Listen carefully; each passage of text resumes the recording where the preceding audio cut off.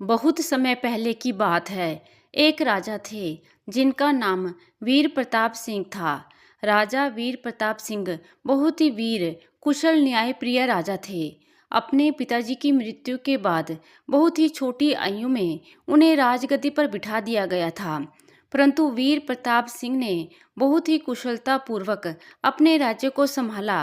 राज्य की सीमाओं की रक्षा, जनता की खुशहाली राजा ने अपना कर्म बना लिया। उसके राज्य में धन धान्य किसी चीज की कमी नहीं थी। ऐसे ही समय बीतने लगा। राजा प्रताप सिंह की राजमाता ने कहा कि वीर प्रताप, हम चाहते हैं कि आप विवाह कर लें। आपके बुद्धि, कौशल और वीरता को देखते हुए कितने ही राजा अपनी पुत्री का विवाह आपसे करने के इच्छुक हैं। सीमा संग सटे 3 राज्यों की राजकुमारी के रिश्तों के प्रस्ताव आपके लिए आए हैं।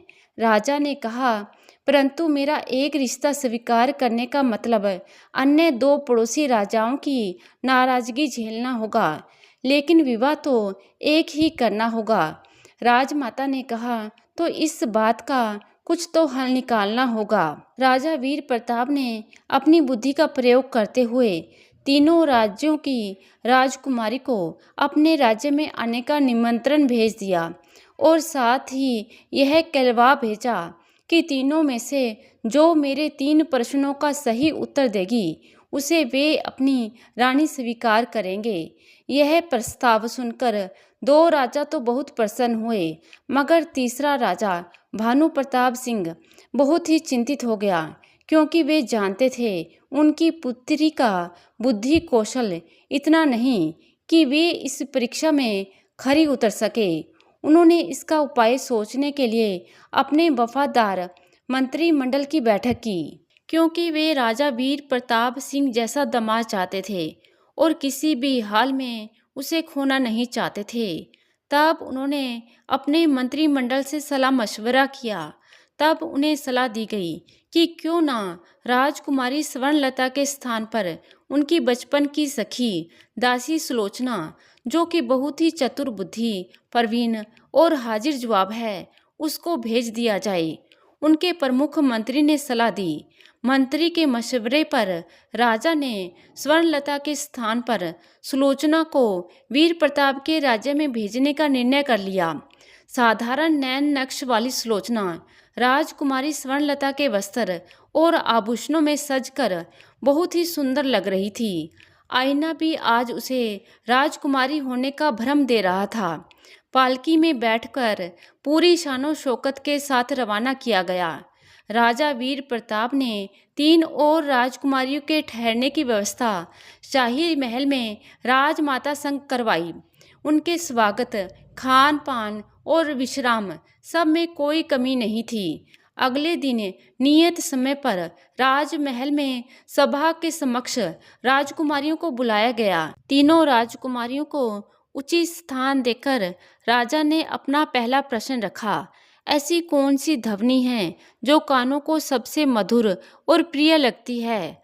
सबसे पहले राजकुमारी कलावती ने जवाब दिया, कोयल की मीठी आवाज सबसे मधुर ध्वनि होती है। दूसरी राजकुमारी अवंतिका बोली, मधुर संगीत मन को सुकून और शांति देता है। इससे मधुर और प्रिय लगने वाली कोई भी ध्वनि संसार में नहीं। अब बारी स्वर्णलता बनी सुलोचना की थी। सबका ध्यान उसकी ओर था। वह मुस्कुराई और बोली, मैं इस प्रश्न का जवाब देने से पहले आपसे कुछ पूछना चाहती हूँ। राजा ने इशारे से अनुमति दी। वह बोली, आप निश्चित ही बुद्धि परखर, युद्ध कौशल में निपुण होने के साथ साथ सुंदर रूप और आकर्षक व्यक्तित्व के स्वामी हैं। आज हर राज्य आपसे रिश्ता करना चाहता है, राजनीतिक स्वार्थ के लिए, परंतु सत्य तो यह है कि आप जैसे मधुरभाषी, सुडौल काया, सुंदर और आकर्षक व्यक्तित्व के धनी राजा से विवाह करना कोई भी अपना सौभाग्य समझेगी। यह सब सुनकर राजा मुस्कुराया और बोला, यह सब तो ठीक है, परंतु मेरे प्रश्न का उत्तर नहीं दिया। तब वह बोली, यही आपके प्रश्न का उत्तर भी है। सभी हैरानी से स्वर्णलता बनी दासी की ओर देखने लगे। राजा ने कहा, मैं कुछ समझा नहीं। तब वह बोली, महाराज प्रशंसा प्रशंसा ही कानों को प्रिय लगने वाली सबसे मधुर ध्वनि है। जैसे मेरे कहे कुछ शब्द जो सत्य भी नहीं थे परंतु आपकी प्रशंसा में थे, जिन्होंने आपके हृदय के प्रसन्नता को चेहरे पर प्रकट कर दिया। तालियों की गड़गड़ाहट से सभी सभाजनों ने अपनी सहमति व्यक्त की। दूसरा प्रश्न रखा गया, ऐसा कौन है जो रहता तो एक जगह है परंतु अपनी इच्छा से पलक झपकते ही मीलों दूर विचरण कर सकता है। राजकुमारी कलावती बोली, ईश्वर ईश्वर अपनी इच्छा से पलक झपकते विचरण कर सकते हैं। इस संसार में किसी और में ऐसी ताकत कहाँ। सभी सहमत थे परंतु सभी की आंखें स्वर्णलता की ओर घूम गई। वह बोली, ईश्वर का वास हर जगह नहीं, कण कण में है, तो उन्हें कहीं विचरण करने की आवश्यकता नहीं। हमारे शरीर में निवास करने वाला मन हमारी कल्पना शक्ति का माध्यम है। मन ही ऐसी एक चीज है जो रहती तो एक जगह है परंतु पल भर में पंख लगाए दूर तक विचरण कर सकता है। अब राजमाता सहित सभी सभागण स्वर्णलता बनी दासी की चतुराई की तारीफ करने लगे। उनमें भावी रानी को देखने लगे। अब राजा ने तीसरा प्रश्न रखा, ऐसा कौन सा कार्य है जिसे करने पर किसी भी बुद्धिमान को पछतावा होगा। अब दोनों राजकुमारियां खामोश थी परंतु स्वर्णलता अपने आसन से खड़ी होकर बोली, निसंदेह आप एक हठी राजा हैं, न्याय करना नहीं जानते। नहीं तो मेरे 2 प्रश्नों के सही उत्तर देने पर मुझे अब तक विजेता घोषित कर दिया होता, परंतु आप अभी भी प्रश्नों की लड़ी बांधे हुए हैं। राजमाता सहित सभी सकते में थे। प्रजा स्वर्णलता के अचानक बदले हुए इस व्यवहार से हैरान थी। वीर प्रताप ने क्रोधित होकर कहा, तुम तो बड़ी घमंडी हो, चतुराई पर ज्यादा अभिमान करने वाली लड़की हो। अगर तुम हमारे पड़ोसी राज्य की राजकुमारी नहीं होती तो ऐसी गुस्ताखी के लिए निश्चित दंड की अधिकारी होती। अपने पिताजी से कह दो कि हमारे बीच राजनीतिक या पारिवारिक किसी भी तरह का कोई संबंध नहीं हो सकता। अब दोनों राज्यों में केवल शत्रुता का संबंध रहेगा। कहकर राजा उठे और सभा से चले गए। दोनों राजकुमारियों के मुख पर एक कुटिल मुस्कान थी। जो राजा ने राजकुमारी स्वर्णलता को वापस प्रस्थान करने की आज्ञा दे दी। अगले दिन क्रोध शांत होने पर राजा ने जाने से पहले राजसभा में राजकुमारी स्वर्णलता को बुलाया और कहा, देखिए राजकुमारी, कल क्रोध में मैंने आपसे कुछ ज्यादा ही कह दिया। एक राजा का नहीं, क्रोधित व्यक्ति का ही कथन समझिएगा। हमारे राज्यों के बीच विवाह नहीं होने की स्थिति में भी मित्रता का संबंध होगा, शत्रुता का नहीं। मैं अपने कहे अनुचित कथन वापस लेता हूँ। आप हमारे राज्य में आई हुई हैं, इस प्रकार ईश्वर स्वरूप अतिथि हैं, तो अतिथि से क्रोध भरे व्यवहार व अपशब्दों के लिए मैं क्षमा चाहता हूँ। स्वर्णलता के भेष में सुलोचना मुस्कुराने लगी और कहने लगी, राजा साहब, आपके तीसरे प्रश्न का उत्तर है। महाराज, क्रोध में कही गई बात चाहे आप जैसे राजा की हो या किसी आम जन की, पछतावा देती है। यह सुनकर राजा हैरान रह गया। तो क्या यह सब आपने हमें क्रोधित करने के लिए कहा था? राजकुमारी मुस्कुराकर पलकों को झुकाकर हाँ का इशारा कर दिया। राजा अब राजकुमारी की चतुराई के कायल हो गए। उन्होंने उसी क्षण स्वर्णलता को भावी रानी होने की घोषणा कर दी। अब प्रजा में खुशी की लहर दौड़ गई। बाकी दोनों राजकुमारियों को सम्मान सहित विदा करने के बाद राजा राजकुमारी स्वर्णलता की पालकी के निकट आए और बोले, अपने पिताजी को कहिए कि बारात के स्वागत की तैयारियां करें। उन्होंने स्वर्णलता के हाथ में राजमाता का दिया हुआ एक कंगन डाल दिया। सुन पर्दे की ओट में धोखा ना हो जाए, खो सोने की चमक में मिट्टी हाथ ना आए, पग फेरे लेते हुए इतना रखना ध्यान, यही निशानी प्यार की अब मेरी पहचान। यह बात कहकर राजकुमारी अपने राज्य को रवाना हो गई, लेकिन अभी भी राजा वीर प्रताप सिंह उसकी कही हुई बातों को समझ नहीं पा रहा था।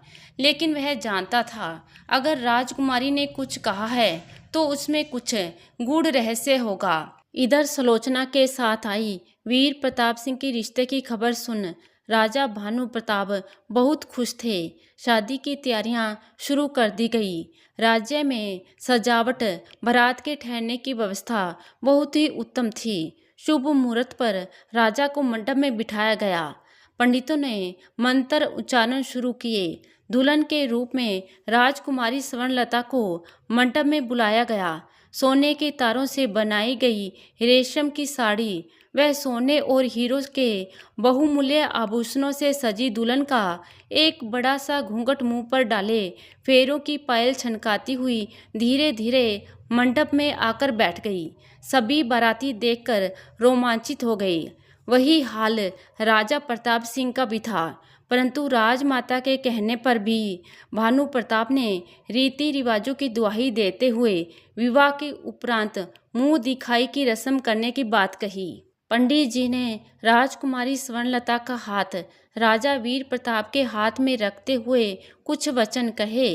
राजा वीर प्रताप का ध्यान राजकुमारी के हाथ की ओर गया, जो रतन जड़ित कंगन से सुसज्जित था, परंतु उसमें वीर प्रताप का पहनाया हुआ वह कंगन नहीं था। वीर प्रताप को राजकुमारी की विदाई लेते हुए कही गई बात याद आ गई। वह राजकुमारी से बोले, दुल्हन के इस रूप में किया साज सिंगार, रही निशानी प्रेम की, रखी कहाँ विसार।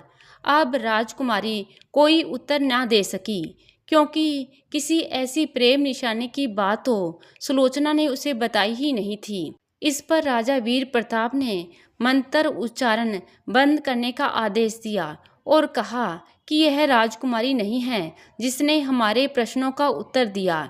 यदि विवाह होगा तो मैं उसी राजकुमारी के साथ करूंगा जिसने मेरे प्रश्नों का उत्तर दिया था, अन्यथा मेरा विवाह नहीं होगा। राजा भानु प्रताप राजा वीर प्रताप से बहुत मिन्नत करने लगे कि आप विवाह कर लीजिए, परंतु राजा वीर प्रताप सिंह नहीं माने। राजा भानु प्रताप ने सोचा, यदि वह राजनीतिक संबंध समृद्ध करने के लिए सुलोचना का विवाह वीर प्रताप से इसी मंडप में करवा दिया जाए तो स्वर्णलता का दिल टूट जाएगा, और बताने की स्थिति में तो राजा वीर प्रताप सिंह सुलोचना को कभी ढूंढ ही नहीं पाएगा। यही वीर प्रताप की सजा होगी। वीर प्रताप ने अपने राज्य में आई हुई लड़की के बारे में पूछा, पर भानु प्रताप ने ना जानने का बहाना बनाकर इनकार कर दिया।